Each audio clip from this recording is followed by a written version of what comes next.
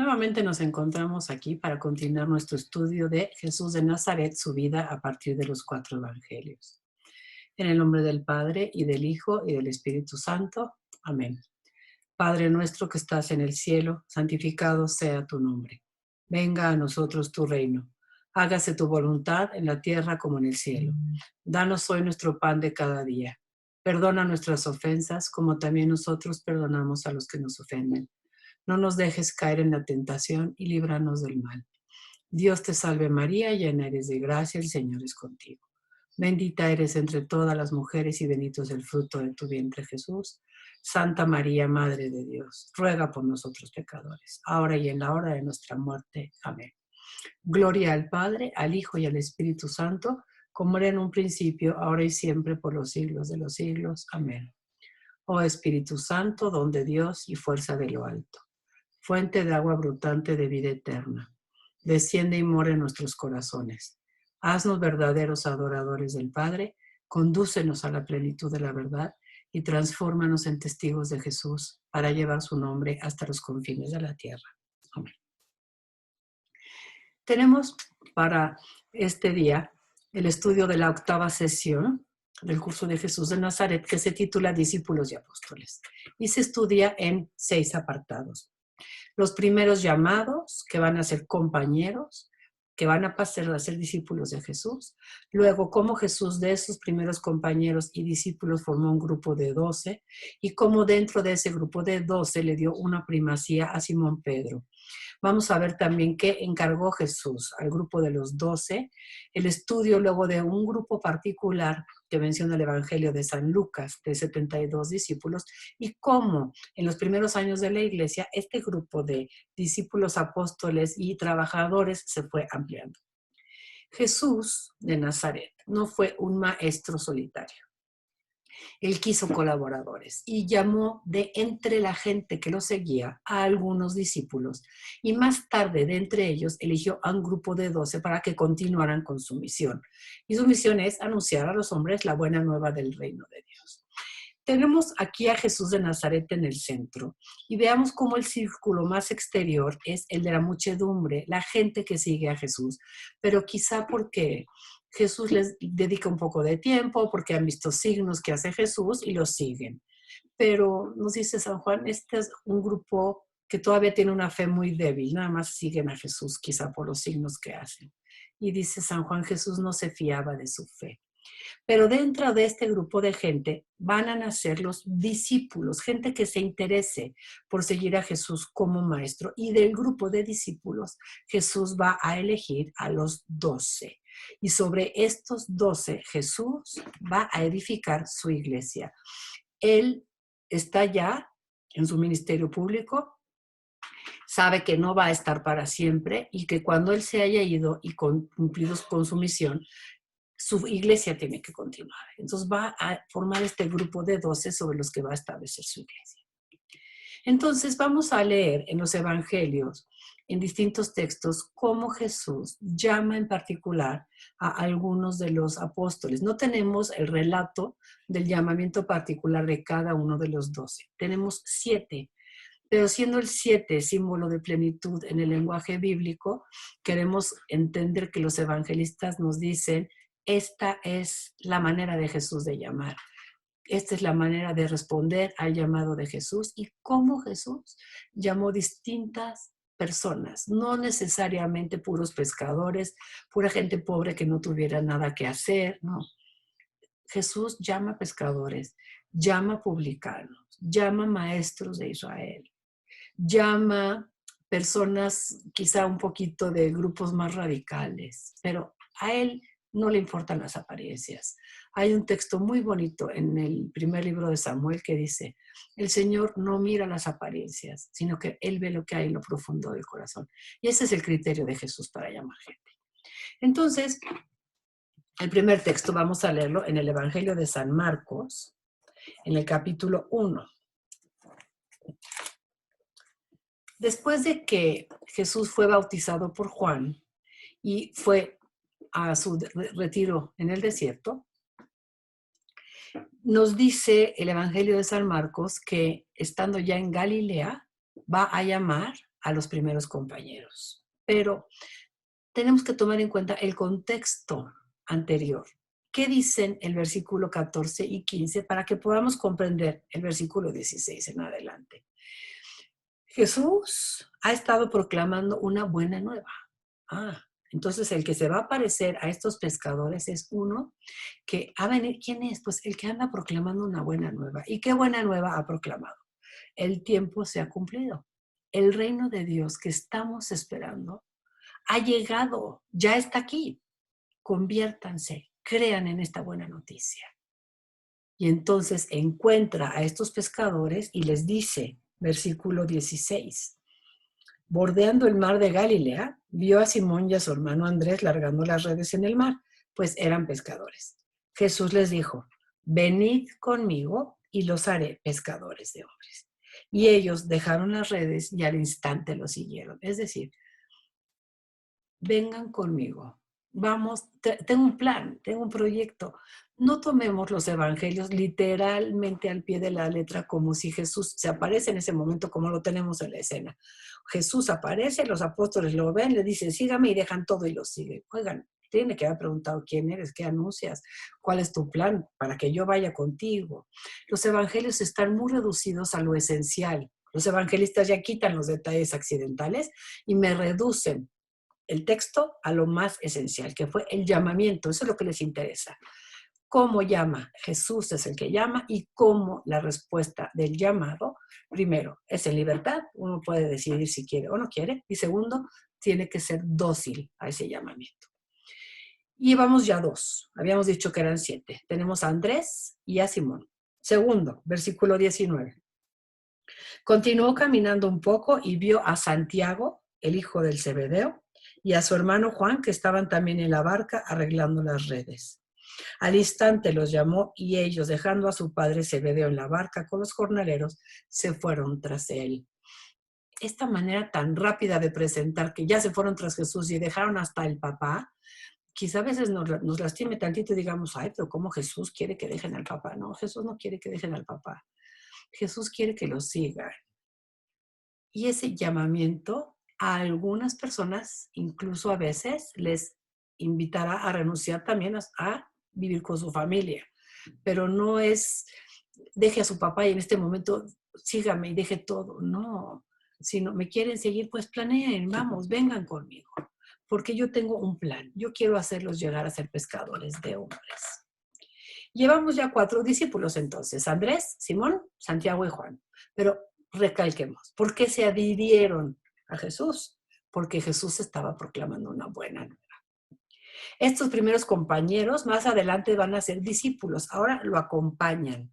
Pero ya que estén cerca de él, van a empezar a aprender de Jesús, para que Jesús pueda asociarlos a su misión. Ahora, en el capítulo 3 de San Marcos, 2, perdón, en el versículo 13, vamos a leer la vocación de Leví. Marcos, capítulo 2, versículo 13.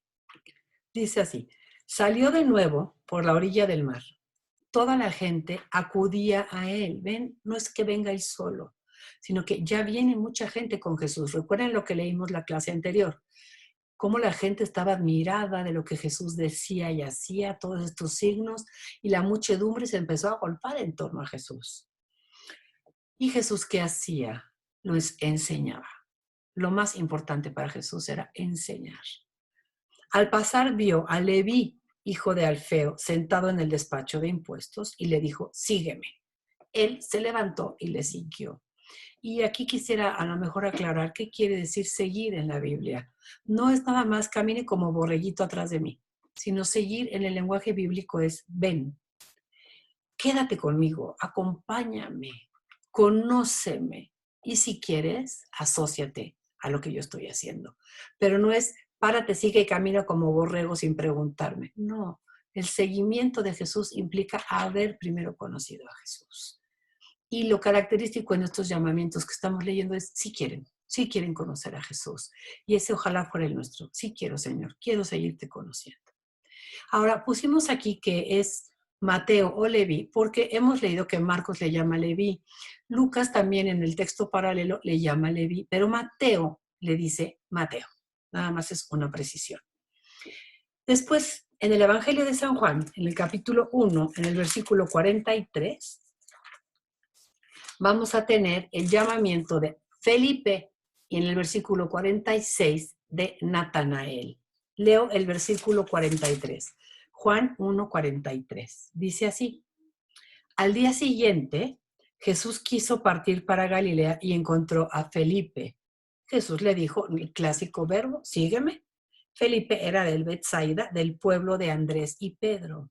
Es en la parte norte del mar de Galilea. Felipe encontró a Natanael y le dijo, escuchen el testimonio que le dio Felipe a Natanael y por lo cual Natanael va a querer seguir a Jesús.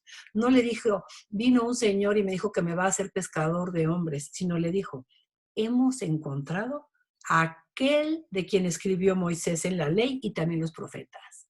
Ese personaje anunciado. Y Natanael se extraña y le dice, de Nazaret puede venir cosa buena. Felipe le dijo, ven y lo verás.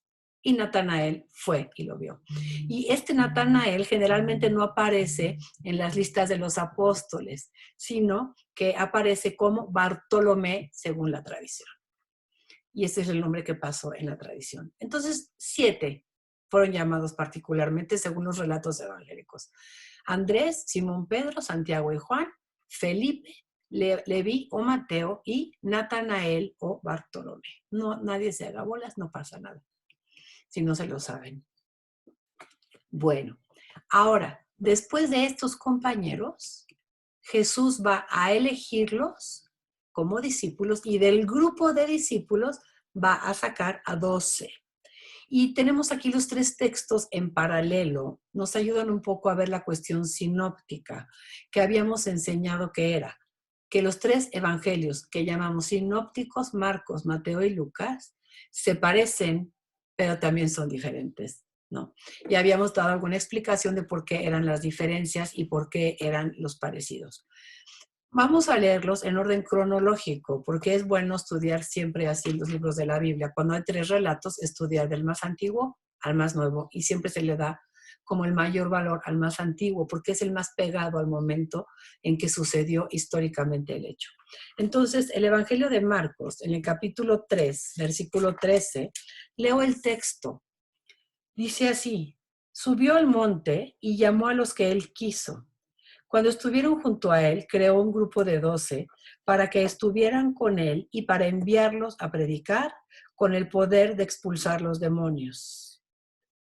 Y viene la lista de los 12, que la vamos a ver un poco más adelante, pero por el momento vamos a enfocarnos en los detalles particulares del relato de San Lucas. Los tenemos subrayados. Lo que tenemos subrayado es lo que es propio de cada uno de los evangelios. Nos dice el evangelista que subió al monte, ¿no? También Lucas dirá que subió al monte. ¿Por qué el monte? Pensemos que cuando Moisés fundó el pueblo de Dios y celebraron la alianza, Moisés había subido al monte Sinaí y de ahí había recibido el encargo de Dios. En el monte Jesús se transfiguró. Cuando el discurso del sermón de la montaña y Jesús iba a enseñar al pueblo, Jesús sube al monte. La Virgen de Guadalupe se aparece a Juan Diego en lo alto del cerrito. Entonces, el monte es como un lugar bíblico que quiere presentar a la persona como más cerca de Dios. Entonces Jesús subió al monte y, detalle particular de Marcos, llamó a los que él quiso. Que Jesús llame a unos no quiere decir que discrimine a otros, porque en esta sociedad de la tolerancia y de que todos debemos de ser incluidos en todo, nos hace sentir por qué llamó a esos que él quiso y entonces no me quiso a mí. No, Jesús quiso llamar a estos 12 para una misión. A mí me quiso llamar para otra misión, a otra persona para otra misión.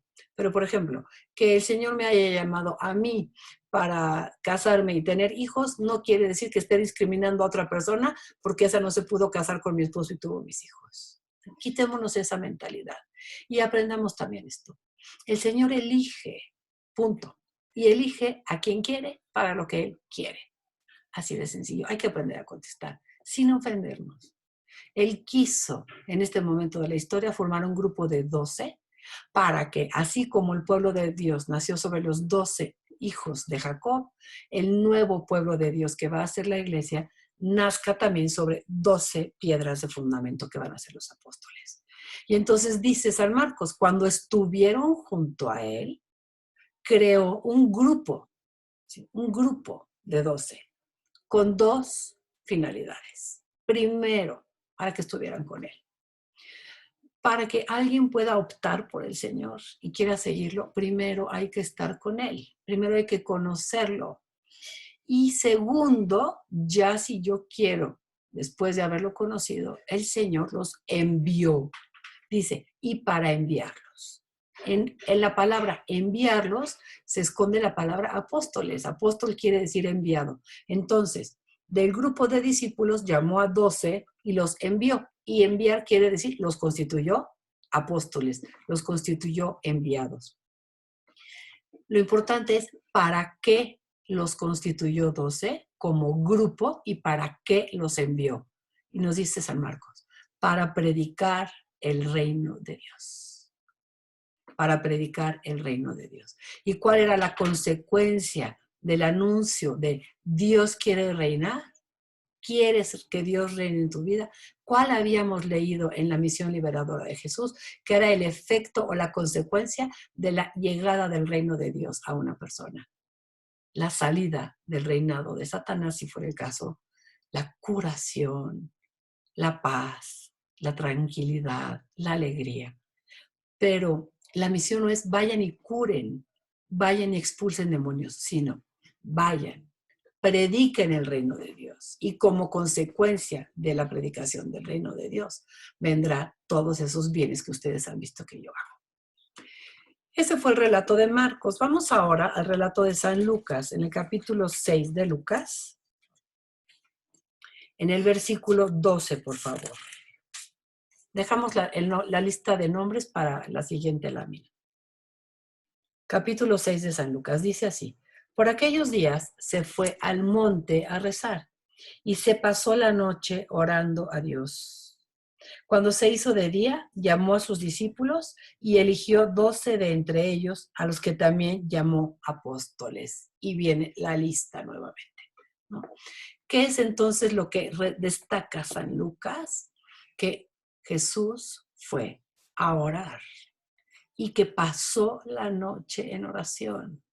Es muy propio del Evangelio de San Lucas presentar a Jesús en oración, en oración. Todos los evangelios, cuando Jesús está en un momento importante de su vida, en oración, como que Jesús quiere discernir a la luz de su Padre qué es lo que le conviene hacer. ¿Cómo sabemos cuál sería el tema de su oración? Porque dice Lucas, cuando se hizo de día, dijo, de todo este grupo de discípulos voy a llamar a 12 y a ustedes 12 les voy a dar una misión, los voy a enviar. Y los otros que ustedes se quedan aquí como discípulos, pero estos 12 van a constituir un grupo que se va a llamar apóstoles. Y después tenemos el relato de San Mateo, en el capítulo 10 de Mateo. Mateo 10. Dice así, versículo 1. Es más amplio el relato de Mateo. Jesús llamó a sus 12 discípulos y les dio poder para expulsar a los espíritus inmundos y para curar toda enfermedad y toda dolencia. Y en el versículo 2 dice, los nombres de los 12 apóstoles. ¿Por qué en el versículo 1 dice discípulos y en el versículo 2 dice apóstoles? Porque cuando ya los envió, veamos cómo en el versículo 1 dice que les dio poder para expulsar espíritus y curar toda enfermedad y dolencia, ya los envió. Entonces ya en el versículo 2 son apóstoles y nos da la lista de los nombres de los apóstoles. Viene el versículo 5, dice, Jesús envió a estos 12 después de darles las siguientes instrucciones. Y les da cualquier cantidad de instrucciones que no voy a leer ahorita porque toda esta sección es lo que Mateo llama el discurso apostólico, todo lo que Jesús encargó a los apóstoles. Pero ahorita nos interesa el momento en el que Jesús instituyó el grupo de los 12, ¿no? Entonces, bien importante, otra vez, les dio Jesús el poder para expulsar a los espíritus inmundos, para curar enfermedades y dolencias, y va a ser eso resultado de la proclamación del reino de Dios. El reino de Dios está cerca. Ahora bien, Jesús de Nazaret, pensamos que era un hombre listo, sabía que él iba a morir, que él iba a pasar, que este grupo de 12 iba a pasar. Vamos a ver en el siguiente apartado cómo le va a dar un encargo especial a Pedro y lo va a poner como cabeza de este grupo. Pero sabiendo Jesús que él va a pasar y que está fundando una iglesia que no va a pasar, necesitamos nosotros creer, y de hecho creemos por lo que nos enseña la tradición de la iglesia de 20 siglos, que este grupo de 12 encabezado por Pedro continúa hoy en la iglesia, en la persona del Santo Padre y los obispos que se encuentren en comunión con él. Para eso voy a leer el número 18 de la Constitución Dogmática Lumen Gentium del Concilio Vaticano II. Si alguien tiene su libro, está en la página 72 hacia la mitad y dice así. ¿Qué enseña el Concilio Vaticano II? Que Jesucristo, pastor eterno, edificó la Santa Iglesia. ¿Quién es el que la edificó? Jesús. Enviando a sus apóstoles lo mismo que él fue enviado por su Padre. Y quiso que los sucesores de aquellos, los obispos, fueran los pastores en su iglesia hasta la consumación de los siglos. ¿Quiénes son los sucesores de los apóstoles? Los obispos. Pero para que el mismo episcopado fuese uno solo e indiviso, puso al frente de los demás apóstoles al bienaventurado Pedro e instituyó en la persona del mismo el principio y fundamento perpetuo y visible de la unidad de la fe y de la comunión.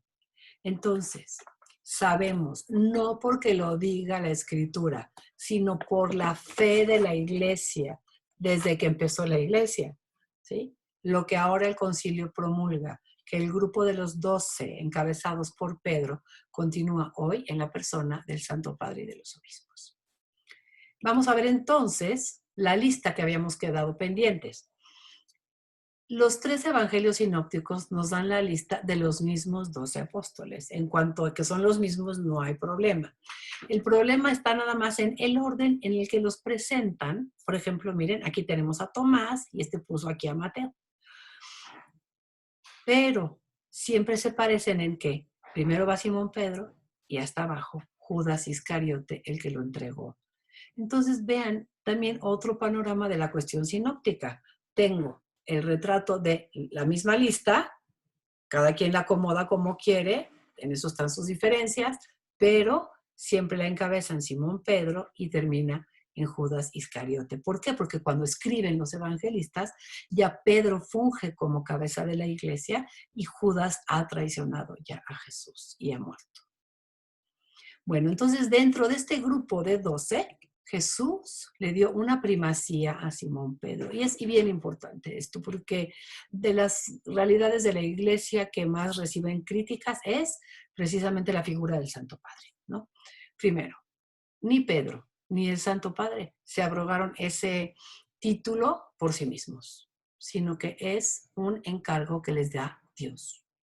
En el capítulo 16 de San Mateo, por favor, si gustan abrir su Biblia, Mateo 16, vamos al versículo 16, que es el texto más amplio y más fuerte sobre lo que Jesús le encarga a Pedro. Y repito, nosotros creemos, por la tradición de la iglesia de 20 siglos, que lo que Jesús encargó en este momento a Simón Pedro, no en su calidad de Simón, sino que le va a cambiar el nombre. Entonces, en su calidad de Pedro, roca fundamento de la iglesia, eso que Jesús le encarga a Pedro como fundamento de la iglesia, pasa también a los demás papas.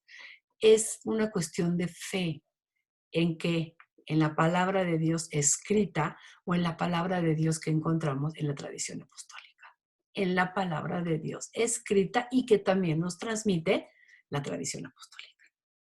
Entonces, Mateo 16, versículo 16. Jesús ha preguntado, ¿quién dice la gente que soy yo? Pedro le dijo, tú eres el Mesías, el Hijo de Dios vivo. Y Jesús le dice en el versículo 18, yo te digo que tú eres Pedro, Sientan la autoridad con la que habla Jesús. Yo te digo que tú ya no eres Simón. Te voy a cambiar la misión. Dentro de este grupo de apóstoles, tú vas a ser Pedro, que quiere decir roca o piedra. Y sobre ti, Pedro, yo, Jesús, edificaré mi iglesia. La iglesia no es del Papa, no es de Pedro. La iglesia es del Señor. Y Él es el que la edifica. Y Él la edifica sobre una piedra, que es Pedro. Pero es mi iglesia, una confesamos, santa, católica y apostólica, una, fundada por Jesús, el Hijo eterno de Dios, hecho hombre, muerto y resucitado, sobre la persona de Simón Pedro y los apóstoles. Segundo, ya que le cambió el nombre a Pedro y con ello viene el cambio de la misión, le dice: sobre esta piedra edificaré mi iglesia y las puertas del Hades no prevalecerán contra ella. En la antigüedad pensaban que existía como la ciudad de Dios, de los vivos, y la ciudad de los muertos. Y cada ciudad pues tenía su puerta de entrada, ¿no? Y entonces dice, las puertas del Hades no prevalecerán contra ella. ¿Qué quiere decir Jesús? Mi iglesia no morirá.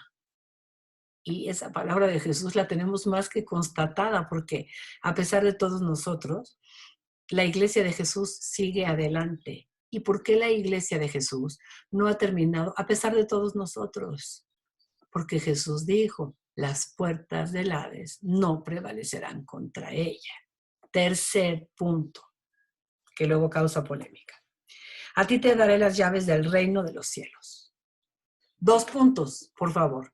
Cuando pensamos que Jesús le dio las llaves a Pedro, decimos, a Pedro tiene el poder para decir quién entra y quién sale de la iglesia. No, hay que leer bien. Dice así, a ti te daré las llaves del reino de los cielos. 2 puntos. Y le va a decir, ¿para qué le da las llaves? Lo que ates en la tierra quedará atado en los cielos. Y lo que desates en la tierra quedará desatado en los cielos. Este atar y desatar es para lo que Dios quiere que Pedro tenga las llaves. Para atar quiere decir para prohibir. Y para desatar quiere decir para permitir. ¿Sí? Entonces, ¿qué poder le dio Jesús a Pedro cuando le entregó las llaves? Ser quien esté en la puerta dejando que la gente entre o no entre a la iglesia, como dicen todos los chistes que Pedro tiene las llaves y que si te deja entrar o no. No, sino el poder para atar y desatar. Lo que Pedro permita será permitido en el cielo, lo que Pedro prohíba será prohibido en el cielo. En virtud de Pedro o en virtud de que Jesús lo ha hecho roca de su iglesia. Hay que tener mucho cuidado con cómo hablamos, ¿sí? No es la virtud de Pedro nada más, sino Jesús que está detrás de Pedro. Recuerden que le decimos al Santo Padre, vicario de Cristo en la tierra. Vicario quiere decir el que hace las veces de. Entonces, Simón Pedro hace las veces de Cristo en la tierra. Cristo quiere decir Jesús Mesías. Bueno, entonces, vamos al texto de Lucas 22 porque complementa lo que hemos estado diciendo. Dice Lucas 22, 32. Muy importante, voy a leer desde el versículo 31. Dice, Simón, Simón, fíjense cómo no le dice Simón Pedro, sino que le dice Simón, no se me olvida que eres Simón, antes de ser Pedro, también eres Simón, eres frágil. Sé que Satanás te va a tentar, como lo escriben los evangelistas. Sábete que Satanás ha solicitado el poder cribaros como trigo, como si Satanás le hubiera pedido permiso a Dios y Dios le hubiera dicho sí. Es una forma de escribir en la que dice, a Dios no se le escapa que Pedro iba a caer en alguna tentación, que no es un ser humano perfecto. Y entonces dice, Jesús le dice, sé que Satanás te va a tentar. Y el versículo 32, hay que tenerlo como muy subrayado, muy sabido y muy machacado, porque este es el versículo con el cual nosotros fundamentamos la infalibilidad del Santo Padre. Dice así, pero yo, Pedro, Jesús, conociendo tu naturaleza humana, he rogado por ti para que tu fe no desfallezca. Para que tu fe no desfallezca. Lo vuelvo a repetir. Para que tu fe, lo que tú enseñes en materia de fe, no falle. Entonces, en la Iglesia Cristiana Católica decimos, el Santo Padre es infalible, es decir, su enseñanza no es susceptible de error cuando en su calidad de pastor universal y en comunión con los obispos, está enseñando a la Iglesia Universal en materias de fe y de moral. ¿Por qué ahí no hay error? Porque Jesús oró por él. Orando por Pedro, creemos por la tradición de la Iglesia de 20 siglos que Jesús oró por la institución petrina, no por la persona misma de Pedro, sino toda la institución petrina. ¿Por qué? Porque hay que tener cuidado de que la fe no falle, de que la fe sea la misma fe siempre. Pensaremos, ¿pero por qué? O sea, ¿por qué no puede haber cambios? Porque Jesús enseñó e hizo cosas y les dijo a los apóstoles, vayan y enseñen lo que yo les he enseñado, no lo que se vaya a ir pegando al paso de los siglos. La fe básica es la que yo les he enseñado. Y entonces, pues nosotros podremos hacer manifestaciones y echarnos a hacer berrinche y querer que se cambie algo de lo que Jesús dijo, que la iglesia dirá, pues yo no estoy sobre la palabra de Jesús. Nosotros, nuestro trabajo es mantener la pureza de la fe. Piénsenlo así. Siempre se nos pone como en imágenes el cuerpo místico de Cristo, que es la iglesia.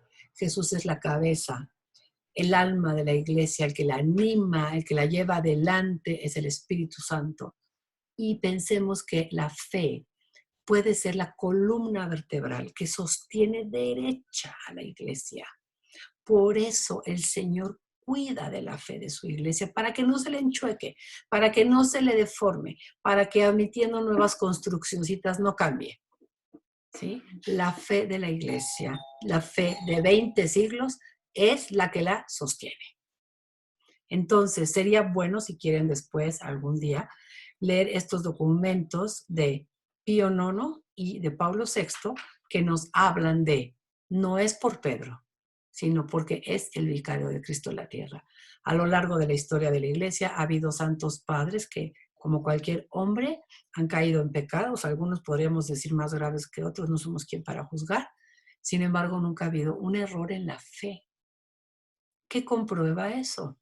Que la oración de Jesús fue eficaz, que la oración de Jesús a Pedro, yo he rogado por ti para que tú en tu ministerio petrino no desfallezcas en tu fe, se ha conservado a través de los siguientes papas. Prueba de ello es que jamás ha habido un error en la fe, a pesar de inmoralidades, guerras, corrupción, venta de indulgencias y todo lo que la gente gusta de criticar a la iglesia. A pesar de todo eso, nunca ha habido un error en la fe, porque la oración de Jesús siempre es escuchada, es eficaz. Dice Jesús en el Evangelio de San Juan, cuando va a resucitar a Lázaro, una palabra muy linda: Padre, yo sé que tú siempre me escuchas. Entonces, apoyados en la oración de Jesús, afirmamos la infalibilidad del Santo Padre. Y luego, en el capítulo 21 de San Juan, Jesús tiene un detalle muy bonito con Simón Pedro. Jesús resucitó, pero antes murió, pero antes sufrió, y mientras sufría, Pedro lo traicionó. Pero Jesús, que sabe que Pedro lo va a traicionar, sabe que no es en el campo de la fe. Jesús sabe que Pedro nunca dijo, no creo en él, yo no creo nada de lo que él me ha enseñado, sus enseñanzas no sirven de nada. Pedro dijo, no lo conozco, no soy de su grupo. Entonces, es bien importante esto. El campo en el que negó Pedro a Jesús fue el campo de la fe o el campo del amor. La respuesta nos les va a dar el texto bíblico en Juan 21. Dice así, versículo 15.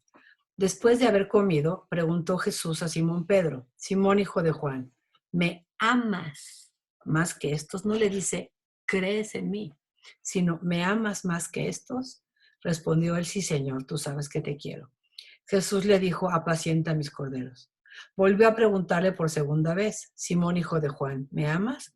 Respondió él, sí, Señor, tú sabes que te quiero. Le dijo Jesús, apacienta mis ovejas. Insistió por tercera vez, Simón, hijo de Juan, ¿me quieres? Se entristeció Pedro de que le preguntara por tercera vez, ¿me quieres? Y le dijo, Señor, tú lo sabes todo. Tú sabes que te quiero. Le dijo Jesús, apacienta mis ovejas. Es decir, 3 veces me fallaste en el campo del amor, ¿verdad? Porque dijiste que no me conocías. Muy bien. Delante de todos, quiero que 3 veces confieses tu amor por mí. Más que el de cualquiera. ¿Me amas más que todos? Sí, Señor. Te amo más. Esta triple confesión de fe en el campo del amor, por decirlo así, anula la triple negación de Pedro en el campo del amor. El mismo Jesús, reivindicando a Simón Pedro en el campo del amor, nos enseña que la falla de Pedro no fue en el campo de la fe. Y una vez que Pedro ha vuelto a confesar su amor por Jesús, Jesús le dice, apacienta mi rebaño. Tú eres el pastor de mi iglesia. Muy bonitos textos.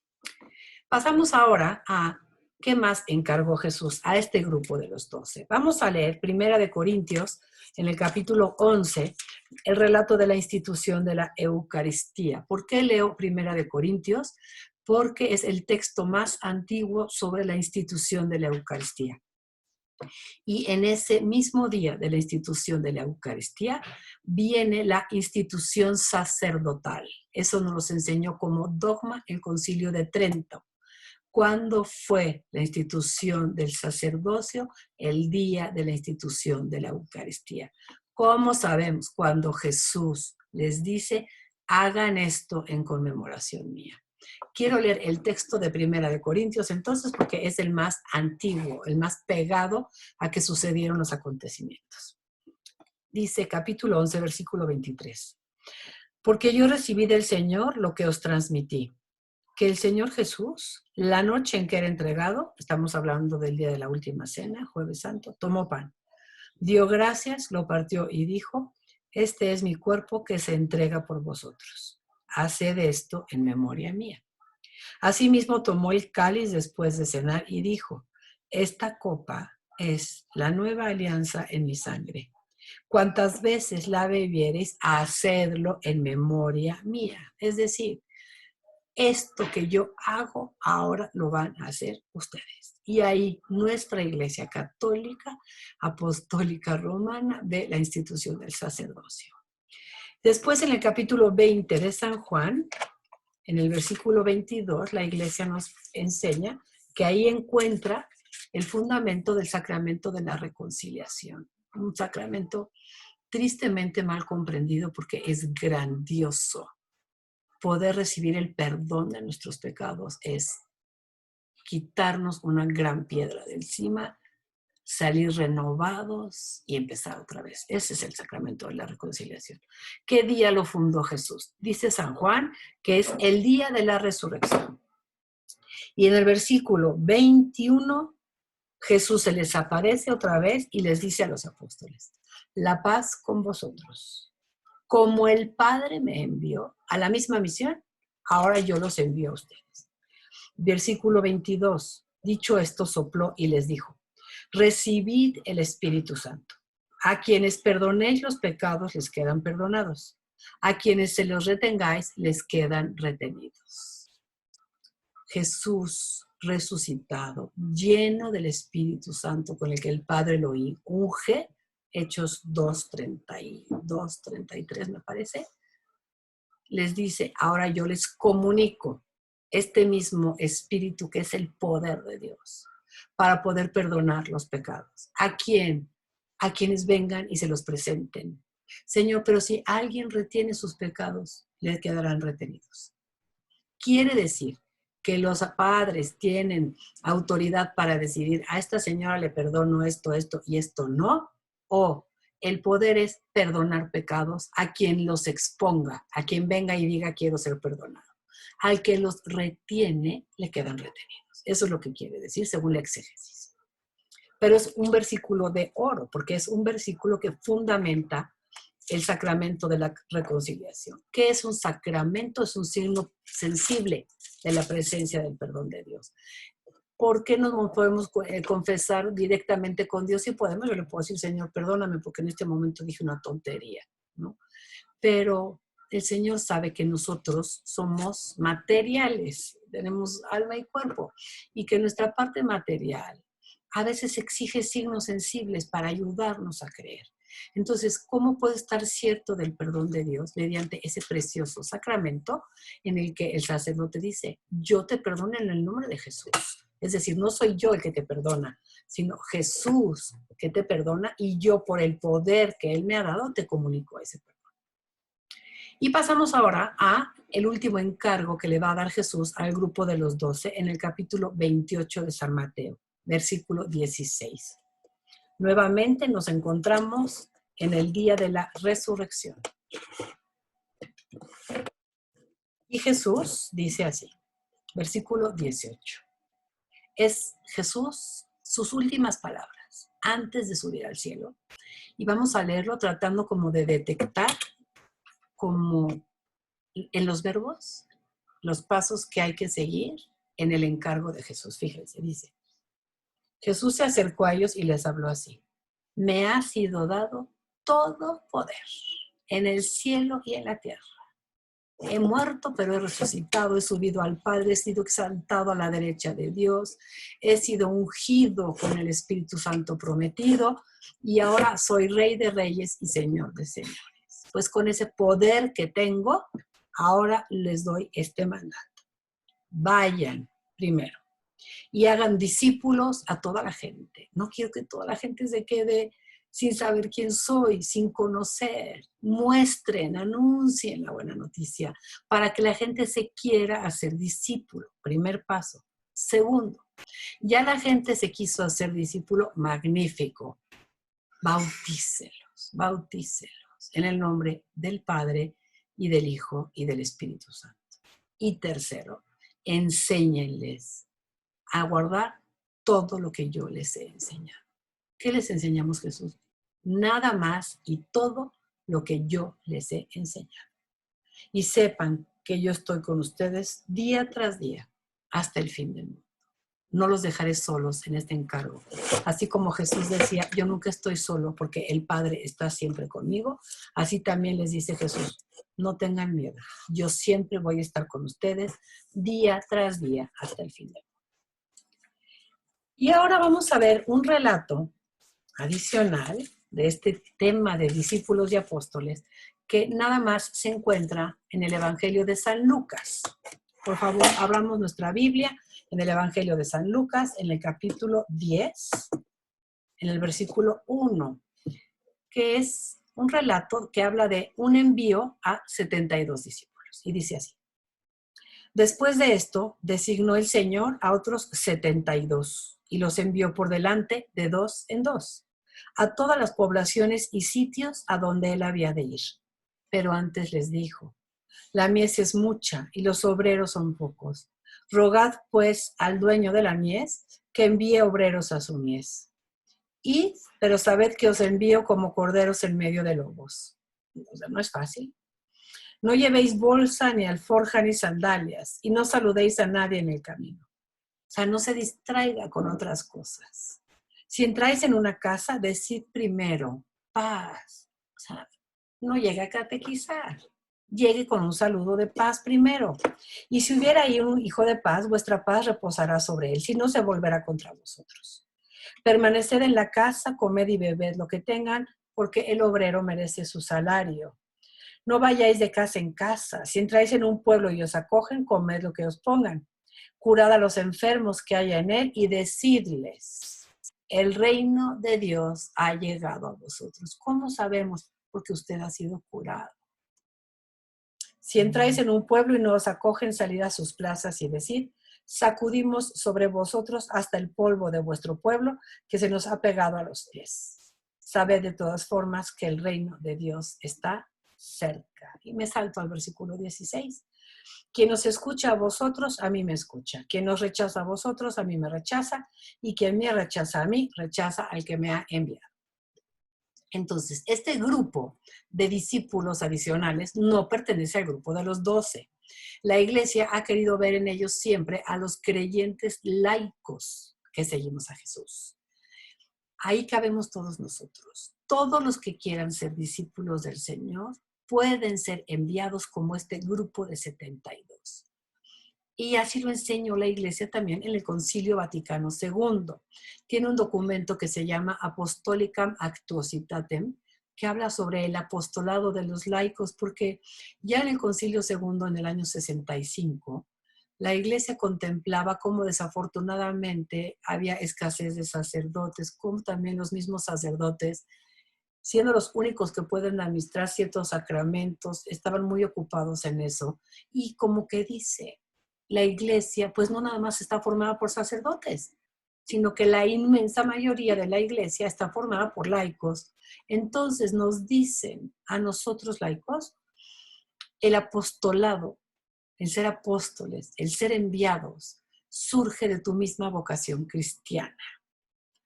Tú, por tu bautismo, fuiste injertado en el cuerpo de Cristo. Y a donde va la cabeza debe de ir el cuerpo. Entonces, siendo miembro del cuerpo de Cristo, debe de hacer lo que hizo Jesús. ¿Y qué hizo Jesús? Anunciar una buena. Hazlo tú también. Y dice, por favor, las circunstancias actuales pide de los laicos un apostolado más intenso y amplio. Yo me imagino si eso decía en 1965, con mucho más urgencia debe de decirlo la Iglesia hoy. Por favor, los laicos, comprométanse con su fe cristiana. No dejen todo en manos de los sacerdotes y religiosos que cada vez son menos. Por favor, los laicos, vean cuál es su postura y qué es lo que tienen que hacer dentro de la Iglesia. Y también San Juan Pablo II, cuando escribe Christi Fidelis Laici, dice, la llamada de Jesús a trabajar en su viña no es nada más para los pastores, sino también para los laicos. Es necesario que los laicos participemos en dos trabajos, la transmisión de la fe y la liturgia de la vida parroquial. Dos encargos, transmitir la fe y participar en la vida de la parroquia, cosa que nos hace falta mucho, por lo menos a los cristianos católicos de México. Dijo el Santo Padre en noviembre de 2019, que gracias a la fe y al compromiso en la evangelización de muchos laicos, el cristianismo pudo echar raíces y llegó hasta nosotros. No fueron nada más los 12 los que predicaron, sino que fueron muchos laicos en la historia de la Iglesia los que sembraron la buena nueva y que sembraron esas raíces de la evangelización. Y gracias a ellos nosotros hoy creemos. De manera que nosotros tenemos el mismo trabajo, pero es el trabajo más honroso, el trabajo más grande que alguien pueda tener, es colaborar con Dios en la extensión del reino. Es el mejor trabajo. Vemos entonces finalmente que en el libro de los Hechos de los Apóstoles, la iglesia de los primeros días también empieza a llenarse de distintos colaboradores, no nada más el grupo de los 12, no nada más 12 más 72. ¿Cuántos tiene? Pues 12 más 72. No. Tiene muchos más, permítanme que lo regrese. ¿Sí? Entonces, dice el libro de los Hechos, en el capítulo 2, el día de Pentecostés, nació la iglesia. ¿De quién viene la iglesia? ¿De quién nació la iglesia? Nuestra respuesta es, la iglesia nació de Jesús resucitado, que envía de junto al Padre a su Espíritu Santo sobre el grupo de los apóstoles acompañados por la Santísima Virgen. Pueden ver aquí detrás de mí, tenemos el icono de Pentecostés que tanto le gustaba al Santo Padre. Están la Virgen y los apóstoles, perdón, al Padre Carrillo. Y ese día nació la iglesia. ¿De dónde? De Jesús resucitado, que envía el Espíritu Santo, cae sobre los apóstoles, ilumina sus mentes y les da la fuerza para predicar a Jesús y las maravillas que Dios había hecho a través de Jesús. Eso fue el domingo 28 de mayo del año 30. Ese mismo día Pedro sale, los apóstoles salen, predican, la gente se queda asombrada y dice, ¿qué es lo que hablan? Pedro dice, no sabe lo que nos ha pasado. Es que Jesús de Nazaret, que pasó haciendo el bien, que predicó, que hizo, que murió, pero que resucitó, está sentado a la derecha del Padre y ha enviado su Espíritu Santo y Él es, bueno, una predicación con tal ardor que la gente en el capítulo 2 de los Hechos de los Apóstoles, versículo 37, lo escuchan y le dicen. Al oír esto dijeron con el corazón compungido a Pedro y a los demás, ¿qué tenemos que hacer nosotros? Si para estar así como están ustedes se requiere algo, démelo, porque a usted lo veo tan alegre que dice, hasta parece que están tomados. Y Pedro dice, no, es la alegría de habernos encontrado con Jesús resucitado. Y la gente le dijo, yo quiero ser eso. Pedro les contesta, entonces, conviértanse y háganse bautizar. Y dice el versículo 41, aquel día se les unieron unas 3,000 personas. Del envío del Espíritu Santo y la predicación apostólica, el día de Pentecostés había nacido la iglesia. Pasan los años en el libro de los Hechos y al llegar al capítulo 6, nos encontramos con que la iglesia, que ya ha crecido, necesita como más ministerios, porque el grupo de los 12 no se da abasto. Ustedes calculen que eran 12 para atender a 3,000, que nos decía aquí, pues tampoco, ¿no? Entonces llegó un día en que no bastó el grupo de los 12 para atender todas las necesidades de la iglesia. Y leo el capítulo 6 del libro de los Hechos, versículo 1 al 6. Dice así. Por aquellos días, al multiplicarse los discípulos, hubo quejas de los judíos helenistas convertidos contra los que venían de Palestina. ¿Por qué? Porque sus viudas eran atendidas en la asistencia cotidiana.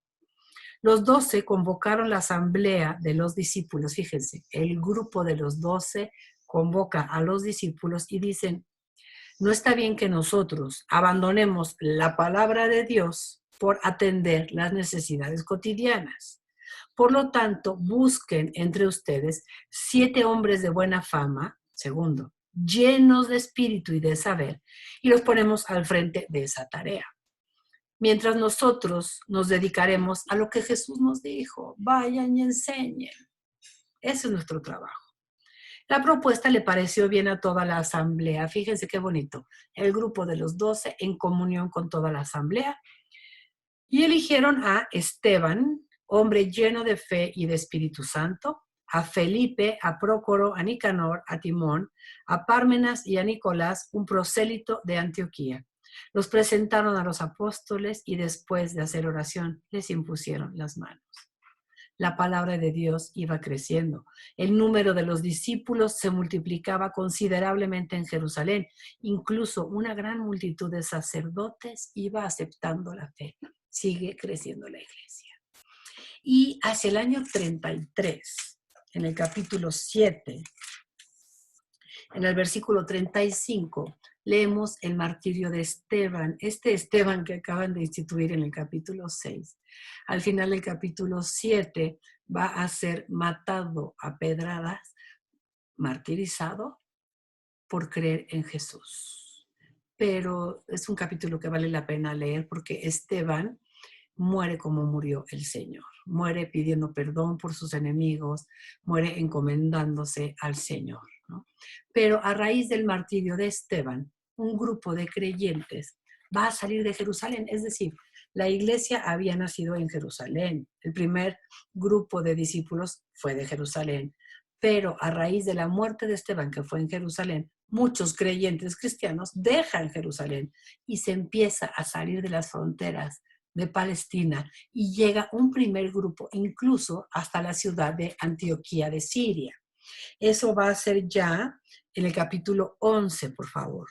Una vez, bueno, les leo el capítulo 8, versículo 59, porque no podemos leer todo el relato. Hechos 7:59, perdón, Hechos 7:59. Dice, mientras lo apedreaban, Esteban hacía esta invocación. Señor Jesús, recibe mi espíritu. Después dobló las rodillas y dijo con voz sonora, Señor, no les tengas en cuenta este pecado. Y diciendo esto, se durmió. Saulo, que es Pablo, aprobaba su muerte. Aquel día se desató una gran persecución contra la iglesia de Jerusalén y todos se dispersaron por las regiones de Judea y Samaria, a excepción de los apóstoles que se quedaron siempre en Jerusalén. Y luego vienen relatos de Felipe, Pedro y Juan, cómo van evangelizando en todo Judea y Samaria. Pero en el capítulo 11 leemos cómo ya sale de las fronteras de la Tierra Santa el evangelio. Y en el versículo 19 quiero leer este texto. Sale el evangelio a raíz de las persecuciones de Palestina y dice, 11:19. Los que se habían dispersado a causa de la persecución originada tras la muerte de Esteban, lograron en su recorrido llegar hasta Fenicia, Chipre y Antioquía. Ya no es tierra de judíos, sin predicarle a nadie la palabra más que a judíos.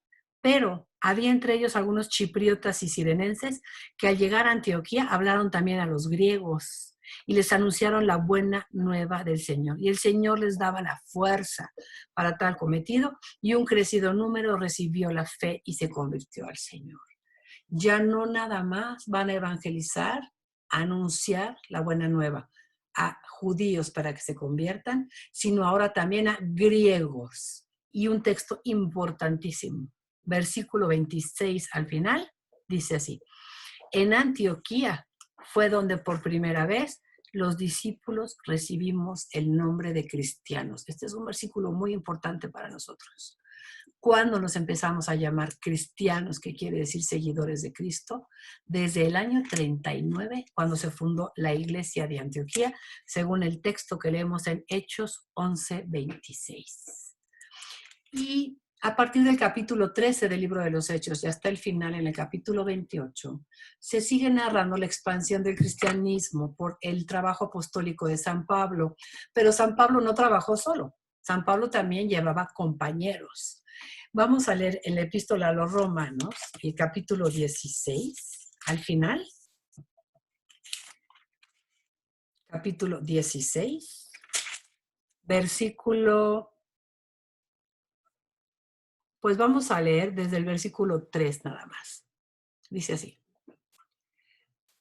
Saludad a Prisca y Áquila. Es un matrimonio que colaboró con San Pablo en Corinto.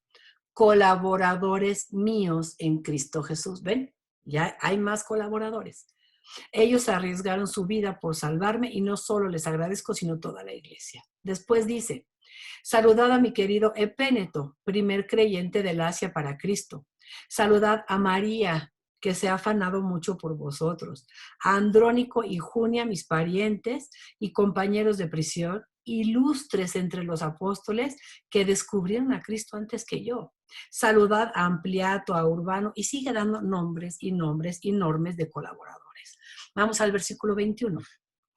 Os saluda junto conmigo Timoteo, mi colaborador, igual que Lucio, Jasón y Sosípatro, mis parientes. También os saludo en el Señor yo, Tercio, que he escrito esta carta. Se ve que Pablo le dictó a Tercio.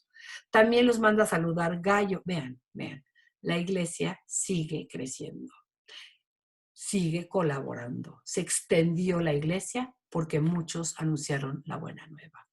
Nosotros también somos discípulos del Señor Jesús. Estamos aprendiendo de Jesús como nuestro Maestro. Pidámosle al Espíritu Santo la gracia de poder dedicarnos a extender junto con Jesús el reino de Dios. Vamos a hacer una breve oración porque nuevamente recordamos, la Escritura se lee, se estudia, se actualiza, es decir, se aplica a la vida, pero también se ora. Y vamos a orar a partir de la Escritura. Dice así, Jesús, estamos aquí. Tú nos has llamado para ser tus misioneros y proclamar en el mundo entero el testimonio del Evangelio. Envíanos a donde tú quieras. Sabemos que tú estás con nosotros todos los días hasta el final de los tiempos. Envía sobre nosotros tu Santo Espíritu.